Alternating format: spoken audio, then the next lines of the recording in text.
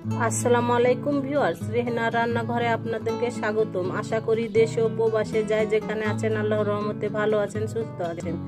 আজকে আমি আবার একটা রেসিপি নিয়ে চলে এসেছি। আজকে আমি নুডলস রান্না করে দেখাবো। এখানে আমি কোকোলা নুডলস নিয়েছি 1 প্যাকেট। এটা কোকোলা নুডলসটাকে আমি পানি ফুটিয়ে সিদ্ধ করে নিয়ে পরে আমি ছাকনা দিয়ে ছেঁকে নিয়েছি। আমি পরে আবার এটাকে ঠান্ডা পানি দিয়ে আমি ধুয়ে নিয়েছি। তাহলে চলুন আর কথা না বাড়িয়ে কিচেনে যাওয়া যাক। চুলায় আমি কড়াই বসিয়ে দিয়েছি। আমি এবার গ্যাসটাও অন করে দিব। আমি দিয়ে দিব সয়াবিন তেল। এখানে আমি 1 কাপ সয়াবিন তেল দিয়ে দিব।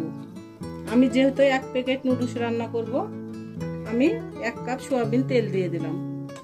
আমি দিয়ে দিব 1/2 কাপ পেঁয়াজ কুচি। এখানে 2টা পেঁয়াজ কুচি আছে। কাঁচা পাকা মরিচ আছে 6টা। আমি এবার পেঁয়াজ আর মরিচটাকে আমি হালকা করে ভেজে নিব। আমি এবার দিয়ে দেব 1/2 কাপ গাজর কুচি, 2টা মাঝারি সাইজের টমেটো কুচি। আমি এবার গাজর আর টমেটোটা 4-5 মিনিট ভেজে নিয়ে আমি ফিরে আসছি। আমি টমেটো আর গাজরটাকে আমি 4-5 মিনিট আমি ভেজে নিয়েছি। এবার আমি এটাকে এক সাইড করে নেব। আমি এখানে 2টা ডিমকে আমি ফেটিয়ে রেখেছি লবণ দিয়ে। আমি এবার ডিম দুটাকে দিয়ে দেব। আমি ডিম দুটা দিয়ে দিলাম। এবার আমি ডিম দুটাকে ভালো করে আমি ভেজে নেব। ডিম 2টা আমি ভালো করে ভেজে নিয়েছি। এবার আমি আবার ডিম দিয়ে আমি গাজর টমেটোর সঙ্গে আমি 4-5 মিনিট আমি ভেজে নেব। আমি দিয়ে দিব 2 চামচ টমেটো সস। এটা আমার বাসায় তৈরি করা টমেটো সস। আমি এবার ভালো করে নেড়ে চেড়ে নেব।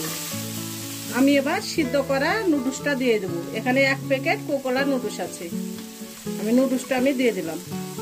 আমি দিয়ে দিব বিট লবণ 1 চামচ। আমরা ডিমে লবণ ব্যবহার করেছিলাম। আমি এখানে 1/2 চামচ লবণ দিয়ে দিলাম স্বাদ অনুযায়ী। দিয়ে দেব ধনিয়া পাতা কুচি। আমি এবার ভালো করে নেড়ে চেড়ে একেবারে রান্না করে আমি ফিরে আসব। হয়ে গেছে আমার নুডলস রান্না।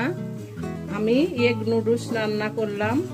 দেখুন কালারটা কত সুন্দর হয়েছে।